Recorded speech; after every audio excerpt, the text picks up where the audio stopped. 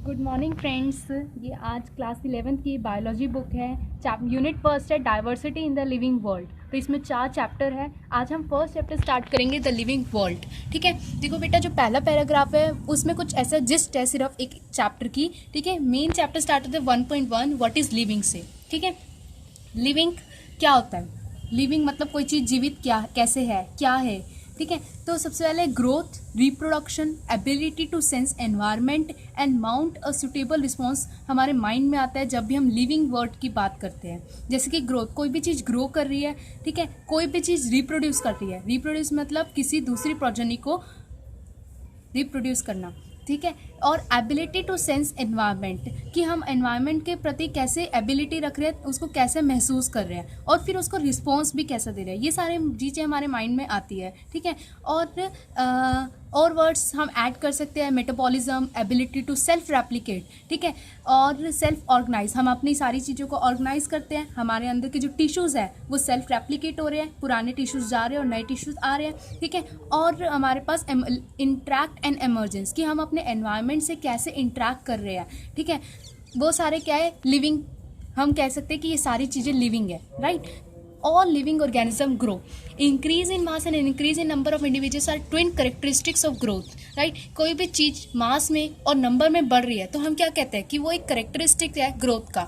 जैसे कि एग्जांपल ही देखते हैं, एक मल्टी सेलुलर ऑर्गेनिज्म है, वो ग्रो करे सेल डिवीजन से। ठीक है, प्लांट्स में क्या होता है, ग्रोथ जो होती है सेल डिवीजन से होती है और वो कंटिन्यूसली उनके लाइफ स्पैन तक जाती है। एक प्लांट है वो ट्री ज़रूर बनता है, तो इससे पता लगता है कि वो प्लांट जीवित है, उस प्लांट की ग्रोथ हो रही है, राइट। एनिमल्स में क्या होता है, ग्रोथ होते हैं एक सर्टेन एज तक दिखती है, राइट। हम अपने पेरेंट्स को देख सकते हैं। ठीक है, उनकी भी एक एज जो है, सर्टेन एज तक उनकी ग्रोथ हो रही है। ठीक है, सेल डिवीजन जो होते हैं कुछ टिश्यूज में भी होते हैं, पुराने जाते हैं और नए आते हैं, जैसे मैंने आपको बताया। यूनिसेलुलर ऑर्गेनिज्म जो होते हैं ना, वो सेल डिवीजन से ग्रो करते हैं। ठीक है, इसको हम माइक्रोस्कोप के अंडर भी देख सकते हैं। ठीक है, in majority higher plants growth and reproduction are mutually exclusive events.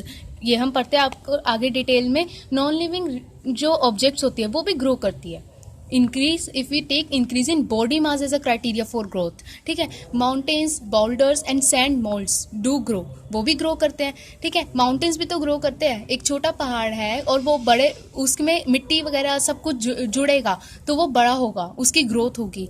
लेकिन ऐसी ग्रोथ एग्जिबिटेड होती है नॉन लिविंग ऑब्जेक्ट से by the accumulation of the material on the surface, right. तो उन पे क्या हो रहा है, एक्यूमुलेशन, सरफेस पे मटेरियल्स जुड़ी जा रही है, इससे उनकी ग्रोथ हो रही है। पर लिविंग ऑर्गेनिज्म में ग्रोथ इनसाइडली होती है, इनसाइड से होती है। Growth therefore can not be taken as a defining property of living organism. That is very important कि ग्रोथ को हम ओवरऑल डिफाइनिंग प्रॉपर्टी नहीं ले सकते। ठीक है, उसके बाद हमारे पास नेक्स्ट आते हैं reproduction. Likewise is a characteristic of living organism. Reproduction, multicellular organism में रिप्रोडक्शन रिफर किसे करते हैं, प्रोडक्शन ऑफ प्रोजेनी, मतलब नेक्स्ट जनरेशन की प्रोडक्शन करना।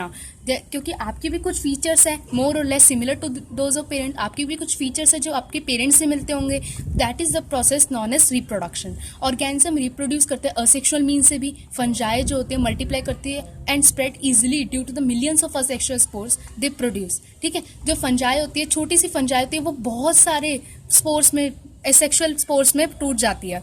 Lower organism like yeast and hydra we observe budding. तो ये सारे हमने 8th क्लास में बर्डिंग, रिप्रोडक्शन के प्रोसेसेस पढ़े हैं, बर्डिंग, फ्रेगमेंटेशन, ठीक है, रीजनरेशन। प्लेनेरिया में जैसे प्लेटफॉर्म्स हो गया, हम 2 रीजनरेशन देखते हैं, तो ये रिप्रोडक्शन के प्रोसेसेस बता रहे हैं। तो एग्जाम्पल्स बहुत इंपॉर्टेंट है। ठीक है, that is a fragmented organism regenerates the lost part of its body and becomes a new organism. ठीक है, तो एक लॉस कर देता है अपने एक पार्ट को और दूसरे नए ऑर्गेनिज्म में बदल जाता है। That is 2 regeneration. फंजाई जो होते हैं, filamentous algae, the protonema of mosses, all easily multiply by fragmentation. तो ऐसे एग्जाम्स में एग्जांपल्स आते हैं कि फ्रेगमेंटेशन से कौन कौन से ऑर्गेनिज्म का रिप्रोडक्शन होता है, fungi, filamentous algae and protonema of mosses, right. अब उसके बाद जब यूनिसेलुलर ऑर्गेनिज्म में आते हैं, जैसे बैक्टीरिया हो गया, यूनिसेलुलर एल्गी और एमीबा, ये सारे reproduction is synonymous with growth. जैसे जैसे इनकी ग्रोथ होती है, क्योंकि ओरों में टूटते जाते हैं ना, तो जैसे जैसे इनकी ग्रोथ होती है, इनके रिप्रोडक्शन भी साथ के साथ हो रहा है, right. That is increase in number of cells. तो इनके नंबर ऑफ सेल्स भी बढ़ रहे हैं, तो क्या हुआ, इनका रिप्रोडक्शन भी हुआ और साथ में क्या हुआ, इनकी ग्रोथ भी हुई। ठीक है, think about it. We have already defined growth as equivalent to increase in number of mass और सेल। ठीक है, हमने क्या बताया, अभी अभी ऊपर हमने पढ़ा ना, ग्रोथ क्या है, इक्वलेंट है, इंक्रीज इन सेल नंबर और मास।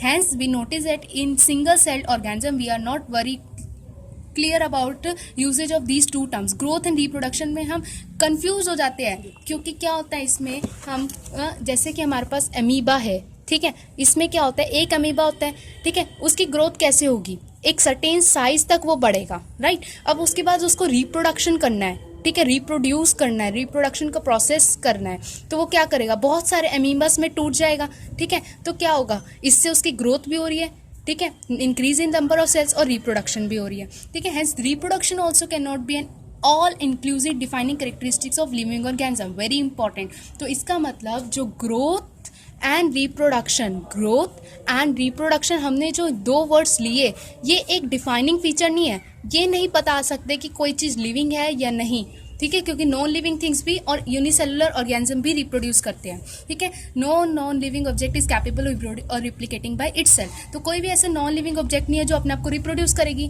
ठीक है गाइस। तो अगर आपको थोड़ा सा भी ये चैप्टर समझ आया है तो प्लीज़ लाइक करें, शेयर करें, एंड अगर आपको कोई भी डाउट हो तो प्लीज़ कमेंट करें। Thank you so much.